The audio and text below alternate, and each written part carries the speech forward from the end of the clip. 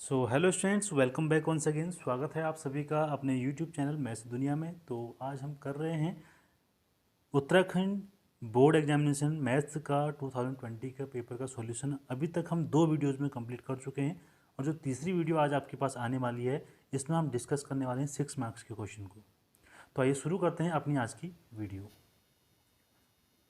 So students, चलिए discuss करते हैं क्वेश्चन नंबर 26। तो क्वेश्चन नंबर 26 आपके पास क्या है कि एक नाव 12 घंटे में धारा के प्रतिकूल इतना किलोमीटर 35 किलोमीटर तथा धारा के अनुकूल 55 किलोमीटर जाती है, ठीक है। और 10 घंटे में वह 30 किलोमीटर धारा के प्रतिकूल तथा 44 किलोमीटर धारा के अनुकूल जाती है। तो धारा की चाल तथा स्थिर जल में नाव की चाल ज्ञात कीजिए। तो ऐसे क्वेश्चन को करने के लिए आपको क्या करना पड़ता है, सबसे पहले चेक कर लीजिए कि आपको यहाँ पर पूछा क्या है। ये 2 चीज़ें पूछी कि इनको मान लीजिए आप, ठीक है। तो आप मान लेते हैं कि माना जो धारा की चाल है, मैं सीधा यहाँ पर लिख लेता हूँ, माना धारा की चाल आपके पास x है बच्चों, और स्थिर जल में जो उसकी चाल है बच्चों वो y है, ठीक है। अब जब धारा के अनुकूल नाव चलेगी तो उस टाइम पे स्पीड क्या हो जाएगी, तो हम लिखेंगे धारा के अनुकूल। सबसे पहले आप इस चीज़ को कैलकुलेट कर लीजिए कि धारा के अनुकूल नाव की चाल, इसको अगर देखेंगे आप तो आप देखेंगे कि क्या हो जाएगा, x प्लस वाई हो जाएगा बच्चों, ठीक है। क्योंकि धारा की चाल और आपकी नाव की जो चाल होगी आपकी क्या हो जाएगी, दोनों ऐड हो जाएगी। और अगर धारा की अगर मैं प्रतिकूल की बात करूं कि प्रतिकूल उसका क्या हो जाएगा चाल, तो प्रतिकूल क्या हो जाएगा, x माइनस वाई हो जाएगा बच्चों, ठीक है। तो इतना पोर्शन तो आपको सबके समझ में आता होगा कि इस तरीके से करते हैं, ठीक है। अब देखिए जो पहले वाली कंडीशन है, अब मुझे बात बताइए कि 12 घंटे जब ये चला है, इतना किलोमीटर चला है प्रतिकूल में, तो इसको कितना टाइम लगा होगा, ठीक है। तो सबसे पहले आपके पास इसमें यहाँ पर क्वेश्चन आता है कि 12 घंटे में वो ये भी गया है और ये भी गया, तो इसमें कितना टाइम लगा होगा मुझे बता दीजिए। ये आपके पास क्या है, प्रतिकूल इतना डिस्टेंस कवर किया है इसने, ठीक है। तो आप देखिए डिस्टेंस आपके पास ये दिया हुआ है और आपको ये फॉर्मूला पता होगा कि डिस्टेंस अपॉन ये आपके पास क्या है, प्रतिकूल है, प्रतिकूल क्या है, डिस्टेंस अपॉन ये आपके पास क्या हो जाएगा, स्पीड इक्वल टू टाइम हो जाएगा। क्योंकि distance upon speed equal to आपके पास क्या हो जाएगा, ये आपके डिस्टेंस अपॉन ये आपने डिस्टेंस है, ये आपने क्या माना है, स्पीड माना हुआ है, तो ये आपके इक्वल टू क्या हो जाएगा, टाइम हो जाएगा। आपका ये निकल के आ गया, सॉरी 40 नहीं है वो 35 है, 35 हो जाएगा, ठीक है। प्लस मैं इसमें ऐड करना चाह रहा हूँ, अब ये 55 कहाँ गया है, अनुकूल गया है, और अनुकूल में ये डिस्टेंस कवर करी हुई है और ये क्या है, इसकी स्पीड है, तो ये x प्लस वाई है। इक्वल टू कितना टाइम लगा है इसमें, 12 लगा हुआ है। देखिए आप समझ गए होंगे अब मैं क्या करना चाह रहा हूँ कि धारा के प्रतिकूल जाने में जो समय लगा वो समय, और धारा के अनुकूल जाने में जो समय लगा, इन दोनों समय को क्या कर दिया मैंने, ऐड कर दिया। और यहाँ फॉर्मूला कौन सा लगाया है, टाइम इक्वल टू मैंने यहाँ पे क्या लगाया है, डिस्टेंस अपॉन स्पीड, ठीक है। इस फॉर्मूले को आप याद रखेंगे, इस फॉर्मूले का यहाँ पे यूज होना है। अब देखिए इस तरीके से पहला इक्वेशन आ गया, इसी तरीके से सेकंड इक्वेशन क्या बन जाएगी, 10 घंटे में 30 किलोमीटर धारा के प्रतिकूल गया है, तो 30 किलोमीटर गया है, ये डिस्टेंस कवर करिए इसने। और क्या गया है, प्रतिकूल गया है, तो प्रतिकूल के लिए स्पीड कितनी है, x माइनस वाई है। उसके बाद डिस्टेंस कितनी कवर करी है, 44 करी है, और इसके लिए आपने डिस्टेंस कितनी ली हुई है, x प्लस वाई। और टोटल टाइम कितना लगा है बच्चों, 10 आवर लगा है, तो 10 घंटे इसके एक्चुअल टाइम लगे हुए हैं। अब हम क्या मान के चल रहे हैं यहाँ पर, x माइनस वाई को कुछ ले के चलते हैं। माना हमने मान लिया कि माना x minus Y equal to P मान लेते हैं, और x plus Y equal to Q मान लेते हैं बच्चों, ठीक है। तो ये क्या हो जाएगा आपके पास 35p हो जाएगा, प्लस ये क्या हो जाएगा 55q हो जाएगा, और ये 12 हो जाएगा। इक्वेशन नंबर 1 बन जाएगी। सेकंड में क्या बन जाएगा 35p plus 44q equal to आपके पास कितना आ जाएगा, 10 आ जाएगा बच्चों, ठीक है। इतना आपके पास आ चुका है। अब इसको किस तरीके से सॉल्व कर सकते हैं आप, अब इसको कोई भी एक मेथड से आप सॉल्व कर लीजिए। आप जैसे सपोज मान लेते हैं कौन से मेथड से करना चाहेंगे, चलो इसको हम एलिमिनेशन मेथड से सॉल्व करते हैं। तो यहाँ पर क्या करेंगे, इस पी वाले को कन्फर्म करने के को डिलीट करने के लिए आपको क्या करना पड़ेगा, यहाँ से आपको 30 से यहाँ पर मल्टीप्लाई करना पड़ेगा, और यहाँ पर किससे मल्टीप्लाई करना पड़ेगा, आपको 35 से मल्टीप्लाई करना पड़ेगा, ठीक है। या अच्छा उसको थोड़ा सा, ठीक है, इतना हो गया हमारे पास। अब ये हो जाएगा हमारे पास 30 से इसको मल्टीप्लाई करेंगे तो क्या हो जाएगा बच्चों, ये आ जाएगा आपके पास 1050p आ जाएगा, ठीक है। फिर इसके बाद आप क्या करेंगे, आप 30 को किससे मल्टीप्लाई करेंगे, 55 से मल्टीप्लाई करेंगे तो कितना आ जाएगा, ये आ जाएगा 1650q हो जाएगा, ठीक है। और इसको आप करेंगे तो ये हो जाएगा 360 हो जाएगा। अब देखिए 35 से यहाँ मल्टीप्लाई करना है, तो 35 से इसको मल्टीप्लाई करना शुरू करिए, तो ये हो जाएगा आपका 0, 3 5 जा 15, एंड ये जाएगा 3 9 जाइए आपका सेम यही वैल्यू आ जाएगी आपके पास p, प्लस आपके पास इसको 44 से आपको 44 को मल्टीप्लाई करना है 35 से, तो देखिए कितना आंसर आ जाएगा, तो ये आ जाएगा आपके पास 1540 क्यू हो जाएगा, ठीक है। और 10 से इसको मल्टीप्लाई करेंगे, ये हो जाएगा 350 हो जाएगा बच्चों, ठीक है। तो इस तरीके से आपने इसको सॉल्व कर लिया। अब आपको इसको क्या करना है, सीधा सिंपली इसको करिए, सब्ट्रैक्शन करके इसको माइनस कर लीजिए। तो ये तो आपका कैंसिल हो जाएगा पूरा, और ये आपके पास को माइनस करेंगे, ये भी माइनस हो जाएगा आपके पास, ये भी माइनस हो जाएगा। इसको आप सॉल्व करेंगे तो कितना हो जाएगा आपके पास, ये आपके पास हो जाएगा 0, ये होगा 1, ये हो जाएगा आपके पास 1, ठीक है। 110, और आपके पास यहाँ पे जो वैल्यू आ जाएगी वो आ जाएगी 10, यहाँ पर क्यू भी आ जाएगा आपके पास, ठीक है। तो क्यू की वैल्यू मैं लिख देता हूँ, चलो यहाँ पर लिख देता हूँ, चलिए यहाँ पर लिख लेते हैं। तो वैल्यू ऑफ क्यू आपके पास क्या आ जाएगा, ये आ जाएगा आपके पास 10/110। चलो इसको थोड़ा सा ऊपर लिख लेते हैं बच्चों, थोड़ा सा स्पेस हमारे बच जाए। तो क्यू की वैल्यू हम यहाँ पर लिख लेते हैं 10/110। तो ये 0 से 0 कैंसिल हो गया, 1/11 आ गया बच्चों, ठीक है। तो क्यू की वैल्यू आपके पास आ गई है 1/11। इसी तरीके से आप पी की वैल्यू निकालनी है, तो क्यू की वैल्यू को कहीं यहाँ पर रख लीजिए, पुट कर लीजिए, इक्वेशन नंबर इसमें रख लीजिए, इस वाली इक्वेशन में रख लेते हैं, इस वाली इक्वेशन में। तो ये हो जाएगा आपके पास 35p + 55 मल्टीप्लाई क्यू की वैल्यू कितनी आई है 1/11, ठीक है। और ये इक्वल टू हो जाएगा आपके पास 10, तो ये हो जाएगा आपका 5 टाइम, ठीक है। तो 35p इक्वल टू हो जाएगा 12 - 5 = 7, and the value of p कितनी हो जाएगी 7/35, इट मीन्स हो जाएगा 1/5 आ जाएगा बच्चों। तो p की वैल्यू हमारे पास कितनी आ गई 1/5 आ गई। अब हमने जो यहाँ पर p और q लिया हुआ था उसको आप देख लेते हैं, p और q की वैल्यू यहाँ पर रख के देखते हैं। देखिए हमने p किसको माना हुआ था, हमने p माना था 1/x को। तो अगर मैं p की जगह लिख दूँ 1/x - y, तो ये हो जाएगा आपका 1/5। उसी तरीके से अगर हम लिख दूँ 1/q को क्या माना हुआ था, ये माना था x + y माना हुआ था, ठीक है। तो ये किसके बराबर आ जाएगा आपका, q की वैल्यू किसकी आई है 1/11 के बराबर आई है। तो यहाँ से इक्वेशन निकालिए, क्या हो जाएगी आपके पास x - y = 5 आ जाएगा, और ये हो जाएगा x + y = आपके पास क्या हो जाएगा 11 आ जाएगा बच्चों, ठीक है। तो इसको सॉल्व करेंगे तो ये एक y से y आपका कैंसिल हो जाएगा, ये आपके पास आ जाएगा यहाँ पर 2x, और ये हो जाएगा आपके पास 16, and the value of x कितना आ गया आपके पास, x आ गया आपके पास 8 बच्चों। आपको y की वैल्यू निकालनी है, तो यहाँ से निकाल लीजिए। x की वैल्यू अगर यहाँ पर 8 रखते हैं तो x की वैल्यू अगर आप 8 रखते हैं यहाँ पे, तो 8 हो जाएगा -y = कितना हो जाएगा 5 - 8 means -13, and the value of y कितना आ जाएगा आपके पास 13 आ जाएगा बच्चों। तो इस तरीके से आपकी जो धारा की जो चाल है, जो धारा की चाल है वो कितनी आ गई x आ गई है, और जो स्थिर जल में जो नाव की चाल है वो आपकी कितनी आ गई 13 आ गई है। इस तरीके से आप इस क्वेश्चन को कर सकते हैं। आई होप आपके समझ में आ गया होगा। तो अब देखते हैं नेक्स्ट क्वेश्चन, क्वेश्चन नंबर 27 को। तो स्टूडेंट यहाँ पर थोड़ा सा कैलकुलेशन में हमसे मिस्टेक हुई है, ये -3 आएगा, यहाँ पे -3 आएगा, -3 से माइनस कैंसिल हो जाएगा, तो आपके y की जो वैल्यू आएगी वो 3 आएगी बच्चों, ठीक है। तो चलिए देखते हैं नेक्स्ट क्वेश्चन को। सो स्टूडेंट्स ये है क्वेश्चन नंबर 27, और मोस्ट इंपॉर्टेंट क्वेश्चन है, बहुत अच्छा क्वेश्चन है, ध्यान से देखिएगा इसको किस तरीके से हम करेंगे। इसमें हमसे बोला गया है कि BL, आपको दिख रहा होगा BL, और जो CM है ये एक समकोण त्रिभुज है, एक समकोण त्रिभुज है हमारे पास ABC, इसकी माध्यिकाएं हैं बच्चों, ठीक है। माध्यिकाओं का आपको पता होगा कि जो ये BL होगी इस AC को 2 इक्वल पार्ट्स में डिवाइड कर रही होगी, मीन्स यहाँ पर AL = LC हो जाएगा, ठीक है। और इसी तरीके से जो CM है ये भी माध्यिका है, तो ये AB को इक्वल 2 पार्ट्स में डिवाइड कर रही होगी।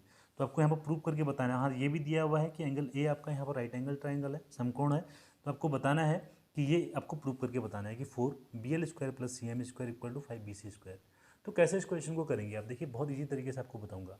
आप सबसे पहले जो लेफ्ट साइड की वैल्यू है ना इसको निकालने की कोशिश करिएगा। सबसे पहले एक ABC आपके पास ट्राइंगल है, ठीक है। ABC आपके पास ट्राइंगल है, तो सबसे पहले मैं क्या कर रहा हूँ, इस ABC में पाइथागोरस थ्योरम लगा रहा हूँ। मैं ट्राइंगल ABC में, इसको हम यार ABC नहीं बोलेंगे, इसको ए बीच में लेके आएंगे, ठीक है। तो BAC बोलेंगे, ट्राइंगल BAC में करेंगे। अगर हम इसको यहाँ पाइथागोरस की थ्योरम लगाएं तो क्या आ जाएगा, ये मेरे पास आ जाएगा BC² = क्या हो जाएगा बच्चों AB² + AC², ठीक है। इसको इक्वेशन नंबर 1 आप नाम दे दीजिए। इसको तो आप इसे संभाल के रखिए, भी काम का आएगा। अब मुझे BL² लेके आना है, तो BL² लाने के लिए मुझे क्या लेके आना पड़ेगा, ये ट्राइंगल BL किस में आएगा, देखो इस वाले राइट एंगल ट्राइंगल के अंदर आ जाएगा, ठीक है ना। तो इस वाले राइट एंगल ट्राइंगल में ले लीजिए, किस में ABL में या BAL में, इसको बोलेंगे ट्राइंगल BAL में। तो यहाँ भी पाइथागोरस की थ्योरम लगाइए, तो आपके पास क्या आ जाएगा, आपके पास आ जाएगा BL² = क्या हो जाएगा AB², या इसको आप पहले लिख लीजिए, कोई दिक्कत उससे नहीं होने वाली है। आप AL को लिख लीजिए, चलिए AL² + आप लिख लीजिए AB²। ये हम कहाँ से लेके आए, पाइथागोरस की थ्योरम से लेके आए हैं, ठीक है। अब इतना समझ में आ गया। अब मेरे पास एक बात समझ में, अब एक बात समझिए कि जो BL² है हमारे पास, अब ये AL बताइए मुझे, AL क्या हो जाएगा, क्या मैं AL को AC का हाफ लिख सकता हूँ ना, जो AL है इस AC का हाफ है, यहाँ में दिया हुआ है कि 1/2 क्या है, ये AC का स्क्वायर हो गया पूरा का पूरा, प्लस क्या हो जाएगा AB स्क्वायर हो जाएगा बच्चों, ठीक है। तो यहाँ से BL स्क्वायर को आप निकालेंगे तो जाएगा 1/4 AC स्क्वायर हो जाएगा, ठीक है, प्लस AB स्क्वायर। इस 4 से पूरे इक्वेशन में मल्टीप्लाई कर दीजिए तो आपके पास आ जाएगा 4BL स्क्वायर, और ये 4 यहाँ अगर आप मल्टीप्लाई करेंगे तो यहाँ पर AC स्क्वायर रह जाएगा और ये हो जाएगा 4AB स्क्वायर हो जाएगा बच्चों, ठीक है। तो इक्वेशन नंबर 2 भी आपके पास यहाँ से आ गई है। आप CM को देखिए, आप लेफ्ट साइड में देखिए CM है, तो CM कौन सा वाले ट्रायंगल में आएगा, एक राइट एंगल ट्रायंगल ढूंढिए जहाँ पर CM होगा, तो CM इस वाले राइट एंगल ट्रायंगल के अंदर है, इस वाले के अंदर, तो इस वाले ट्रायंगल में ले लीजिए। तो आप लेंगे ट्रायंगल किसमें, MAC में। इसमें पाइथागोरस की थ्योरम अगर लगाएंगे तो क्या हो जाएगा आपके पास, ये हो जाएगा आपके पास CM स्क्वायर इक्वल टू आपके पास क्या हो जाएगा, ये हो जाएगा AM square plus AC square, ठीक है ना। और CM स्क्वायर क्या हो जाएगा, अब AM आपके पास देखिए, AM को आप क्या लिख सकते हैं, इसको भी आप सेम लिख सकते हैं कि हाफ ऑफ AB लिख सकते हैं आप इसको, और पूरे का होल स्क्वायर है तो होल स्क्वायर लगाना मत भूलिएगा बच्चों, ठीक है। और यहाँ पर प्लस का साइन है तो प्लस लगा देंगे, प्लस हो जाएगा आपके पास AC स्क्वायर। अब देखिए यहाँ पर क्या आ जाएगा, CM स्क्वायर इक्वल टू कितना आ जाएगा आपके पास, ये आ गया 1/4 AB स्क्वायर आ जाएगा, प्लस क्या हो जाएगा यहाँ पर AC स्क्वायर हो जाएगा, ठीक है। इस 4 से पूरे इक्वेशन में फिर मल्टीप्लाई कर दीजिए तो आपके पास इक्वेशन क्या बन के आ रही है, ये आ रही है 4CM स्क्वायर इक्वल टू आपके पास क्या आ जाएगा, ये आ जाएगा AB स्क्वायर प्लस 4 से यहाँ मल्टीप्लाई करेंगे तो हो जाएगा 4AC स्क्वायर हो जाएगा बच्चों। इक्वेशन नंबर 3 आ गई आपके पास, ठीक है। आप देखिए, आप क्वेश्चन में अगर देखेंगे तो ये सारे को हमने ऐड किया हुआ है, तो इक्वेशन 2 और 3 को हम क्या कर देते हैं, ऐड कर लेते हैं। तो हम क्या करेंगे, इक्वेशन 2 प्लस क्या कर लेंगे, इक्वेशन 3। तो देखिए मेरे पास क्या वैल्यू आएगी, तो लेफ्ट साइड से लेफ्ट साइड जोड़ लीजिए, तो 4BL स्क्वायर में आपका क्या जुड़ जाएगा, 4CM स्क्वायर आपका जुड़ जाएगा बच्चों, ठीक है। और यहाँ पर आपके पास क्या रह जाएगा, यहाँ पर आपके पास रहता है AC square plus 4AB square, plus इसका लेफ्ट साइड क्या है, यह है आपके पास AB square plus 4AC square, ठीक है। तो ये आपको 4 यहाँ पर आप कॉमन ले सकते हैं, तो ये हो जाएगा BL square plus CM square. देखो लेफ्ट साइड तो आपका पूरा आ चुका है, और ये देखिए AC स्क्वायर और ये 5, ये हो जाएगा, ये भी 4AC स्क्वायर है, ये हो जाएगा 5AC स्क्वायर, और यहाँ पर क्या हो जाएगा, ये हो जाएगा 5AB स्क्वायर। अब यहाँ से आप 5 कॉमन ले सकते हैं इजीली, ठीक है। तो 5 यहाँ से इजीली आप कॉमन लेंगे तो आपके पास क्या रहेगा, देखिए ये 5 आपने लिया और ये आपके पास क्या आ गया, AC square plus AB square, ठीक है। और आपने देखा होगा इक्वेशन नंबर फर्स्ट जो हमने संभाल के रखी हुई थी ना, उसको यहाँ पर देख लीजिए कि AC square plus AB square की वैल्यू किसके बराबर है, BC स्क्वायर के बराबर। तो यहाँ पर लिख सकते हैं आप 4BL square plus CM square equal to क्या हो जाएगा, 5BC स्क्वायर हो जाएगा बच्चों। और यही हमने प्रूव करना था, और आई होप आपको इजीली सारी चीज़ें समझ में आ गई होंगी। बस क्वेश्चन को देखते हुए आपने इसका सॉल्यूशन कैलकुलेट करना है बच्चों, ठीक है। तो अगर कोई कन्फ्यूजन होता है तो कमेंट बॉक्स में जरूर लिखिएगा। देखते हैं next question, question number 28। Student देखते हैं क्वेश्चन नंबर 28। क्वेश्चन नंबर 28 आपसे क्या कहता है कि व्यास आपके सामने दिया हुआ है। तो सबसे पहले आपके सामने व्यास दिया हुआ है, कुएं का व्यास है, कुआं है, इसे खोदा गया है, जिसका आपको दिया हुआ है कि इतना गहरा है और इतना इसका रेडियस दिया हुआ है, इतना खोदा गया है। और खोदने के बाद जो मिट्टी निकाली गई है, उस मिट्टी को निकाल के इस आपके पास एक घनाभ के आकार का क्या बनाया गया है, चबूतरा बनाया गया है। आपको चबूतरे की ऊंचाई निकालनी है। तो ऐसे क्वेश्चन को करने के लिए आपने करना क्या है, ध्यान से सुनिएगा भाई। जितने आयतन की मिट्टी यहाँ से निकाली होगी, ठीक है, ये किस शेप में खोदा गया होगा, ये एक सिलेंडर के शेप में खोदा गया होगा। उसके बाद आपने क्या बनाया, घनाभ बनाया है। तो जितनी मिट्टी निकाली होगी उसी से आपने क्या बनाया है, उसी से आपने चबूतरा बनाया है, घनाभ का आकार बनाया है। मीन्स हमेशा याद रखिएगा ऐसे क्वेश्चन में जो आयतन होता है वो बराबर होता है बच्चों। मतलब निकाली गई मिट्टी का जो आयतन होगा वो बनाए गए चबूतरे का जो आयतन होगा उसके बराबर होगा। ये ध्यान रखिएगा आप इस क्वेश्चन में, ठीक है। तो आप देखिए करना क्या है इस क्वेश्चन में। तो सबसे पहले आपके पास कुएं का व्यास है। चलिए मैं सीधा लिख देता हूँ यहाँ पर, कुएं का व्यास आपको पता ही है। तो कुएं का व्यास आपको दिया हुआ है, कितना दिया है बच्चों, यहाँ पर ये 7 मीटर दिया हुआ है। तो इसका रेडियस निकाल लेंगे आप, तो 7/2 सेंटीमीटर, सॉरी मीटर हो जाएगा। रेडियस क्या हो जाएगा इसका, इतना, इसका हाफ हो जाएगा, ठीक है। अब देखिए इसकी हाइट भी आपको दी हुई है, मैं पहले इसकी वैल्यू लिख लेता हूँ। हाइट भी आपको दी है 20 मीटर है, ठीक है, इतना हमने लिख लिया। अब जो चबूतरा है, चबूतरे का लिख लेते हैं थोड़ा सा डिटेल जो जो हमें दिया हुआ है। जो चबूतरा है, अगर चबूतरे की लंबाई देखें तो आपको 22 मीटर दी हुई है, ये दिया हुआ है देखिए। और आपको अगर इसकी चौड़ाई देखी जाए, चौड़ाई अगर बात करते हैं तो 14 मीटर दिया हुआ है। अब इसकी हाइट भी होगी कुछ, वो नहीं दी हुई है, बस वही आपको निकालना है। ठीक है। तो यहाँ पर सीधा सा कॉन्सेप्ट आपको मैंने बता दिया कि यहाँ पे देखिए सिलेंडर के शेप का था, सिलेंडर का आपको पता होना चाहिए कि आयतन क्या होता है। तो ये तो हमारे पास क्या होता है, पाई आर स्क्वायर एच होता है, ठीक है। तो ये क्या, ये किसका आयतन हो जाएगा, ये निकाला गया है जो कुआं है उस कुएं का। चलो मैं पूरा का पूरा लिख देता हूँ यहाँ बच्चों, आपको कोई कन्फ्यूजन ना हो, हम बेहतर तरीके से आपके लिए करेंगे। चलिए हम लिखते हैं कि कुएं से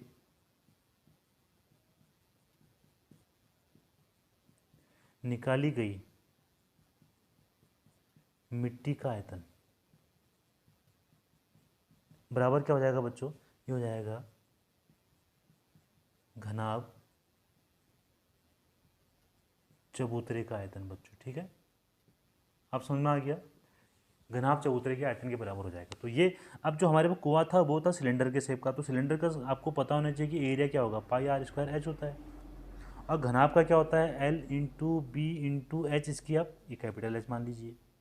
तो यहाँ पे वैल्यू रखना शुरू करते हैं। तो पाई की वैल्यू होगी आपके पास 22/7 और आर हमने निकाला था 7/2, तो इसका स्क्वायर है तो 7/2 हो जाएगा। मल्टीप्लाई बाय इसकी एच भी आपको 20 गिवन है, यहाँ आपको एल जो है 22 दिया हुआ है और आपके पास बी जो है 14 है, आपको एच निकालना है, ठीक है। तो 22 से 22 तो आपका इजीली यहाँ पर कैंसिल हो गया, 7 से आपका ये भी आपका 2 टाइम कैंसिल हो गया और ये 7 से 7 भी आपका यहाँ पर कैंसिल हो गया, ठीक है। और ये आपका यहाँ पर 10 हो जाएगा। तो आपके पास वैल्यू क्या आ गई, देखिए एच इक्वल टू कितना आ गया, 10 अपॉन ये आ गया आपके पास 4।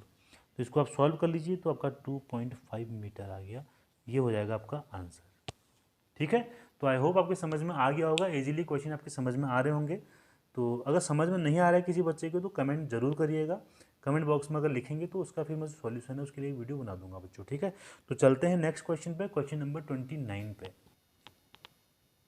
सो स्टूडेंट देखते हैं सॉल्यूशन 29 क्वेश्चन का, ठीक है। तो ये आपके पास हाइट एंड डिस्टेंस से क्वेश्चन आया हुआ है। तो आपको ये तो पता हो गया होगा, देखिए यहाँ पर दो चीज़ें हैं, एक मीनार है आपके पास और आपके पास एक भवन है, ठीक है। आपसे क्वेश्चन में क्या कहा गया है कि जो मीनार है उसके पाद बिंदु से, उसका पाद बिंदु ये हो गया, और भवन के, इसको भवन लिख देता हूँ मैं, चलिए। भवन के शिखर का उन्नयन कोण कितना है, 30 डिग्री है, ये बोल दिया। उसके बाद आपसे क्या कहा गया है कि जो आपके पास जो भवन है, भवन के पाद बिंदु से मीनार के शिखर का जो उन्नयन कोण है वो 60 डिग्री है, आपको ये पूछा गया, बताया गया है। और जो आपकी मीनार है वो 50 मीटर की उसकी हाइट है। तो आपको बताना है कि जो भवन होगा उसकी हाइट कितनी होगी, मीन्स आपको सी डी की वैल्यू यहाँ पे कैलकुलेट करके बतानी है, ठीक है। तो किस तरीके से करेंगे, पहले ए बी सी, आपके पास एक ट्राइंगल है तो आप लिखिए ट्राइंगल ए बी सी में, ठीक है। तो यहाँ पर क्या हो जाएगा, अगर आप करते हैं लंब बटे आधार तो हो जाएगा 50 अपॉन, इसको चलिए एक्स मान लेते हैं थोड़ी देर के लिए। तो एक्स इक्वल टू कितना हो जाएगा आपके पास 1060 हो जाएगा, लंब बटे आधार क्या होता है 1060 हो जाएगा। और तो 50 अपॉन एक्स की वैल्यू 1060 की वैल्यू अगर आप यहाँ पर लिखते हैं तो ये आपके पास होता है √3, है ना। और आप एक्स की वैल्यू अगर यहाँ से निकालना चाहेंगे तो ये हो जाएगा आपके पास 50 अपॉन √3 हो जाएगा, ठीक है।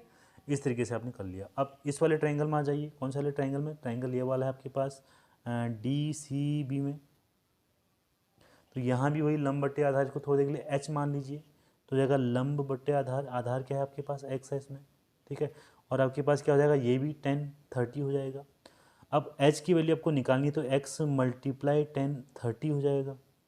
और आपको ये पता है कि एच की वैल्यू निकालेंगे तो एक्स की वैल्यू क्या है आपके पास, अभी हमने निकाली है कि 50 अपॉन √3 है, मल्टीप्लाई जो 1030 की वैल्यू होती है वो कितनी होती है, 1/√3 होती है। तो ये कितना आ जाएगा आपके पास, ये हो जाएगा 50 और √3 मल्टीप्लाई √3 कितना हो जाएगा 3 हो जाएगा। तो आपके पास जो वैल्यू आ गई है हाइट ऑफ, जो हाइट आपने निकालनी थी इसकी भवन की, तो वो निकल चुकी है 50/3 मीटर। तो मोस्ट इंपॉर्टेंट क्वेश्चन है, क्वेश्चन एग्जाम में पूछा जा सकता है, तो देख लीजिएगा, अगर कहीं पर कन्फ्यूजन होता है तो कमेंट बॉक्स में लिखिएगा। चलते हैं नेक्स्ट क्वेश्चन, क्वेश्चन नंबर 30 पे।